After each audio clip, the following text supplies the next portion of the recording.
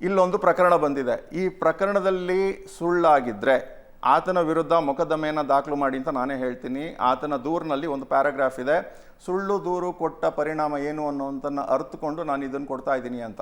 ಒಂದು. ಎರಡನೇದೇನೆಂದರೆ, ಇವ್ರು ಹೇಳಿದ್ದಾರೆ, ಪೊಲೀಸವ್ರು ಹೇಳಿದ್ದಾರೆ ಓಡೋಗ್ತಾನೆ ಅಂತ, ಎಕ್ಸುಮೇಷನ್ ಆದಮೇಲೆ ಓಡೋಗ್ತಾನೆ ಅಂತ.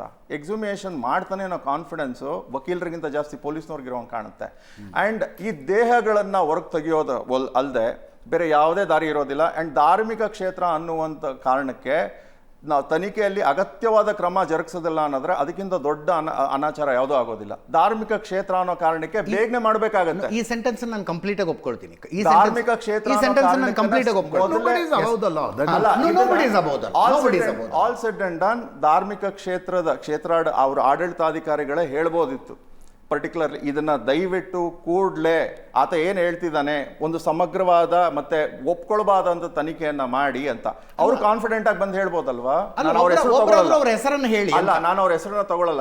ಆ ವ್ಯಕ್ತಿನಾರು ಹೇಳಿ. ಅಲ್ಲ, ಈ ಕುಟುಂಬದವರು, ಹೆಗ್ಗಡೆ ಅವ್ರ ಕುಟುಂಬದವರು ನನ್ನ ಹತ್ರ ಇದು ಮಾಡಿಸಿದ್ದಾರೆ ಅಂತ ಹೇಳಿದ್ರೆ ಅವ್ರೊಂದು ರಿಯಾಕ್ಟ್ ಮಾಡ್ತಾರೋ ಏನೋ. ಅಲ್ಲ, ಒಂದು ಅದು ಸಾರ್ವಜನಿಕವಾಗಿ ಆತ ಹೇಳಿಲ್ಲ, ಕೋರ್ಟ್ ಮುಂದೆ ಹೇಳಿದಾನೆ. ಕೋರ್ಟ್ ಮುಂದೆ ಕೋರ್ಟ್ ಮುಂದೆ ಇವ್ರ ಹೆಸರು ಹೇಳಿದಾನೆ ಅಂತ ನಂಗೆ ಗೊತ್ತಿಲ್ಲ, ಕೋರ್ಟ್ ಮುಂದೆ ಯಾರ ಹೆಸರು ಹೇಳಿದಾನೆ ಅಂತ ಗೊತ್ತಿಲ್ಲ.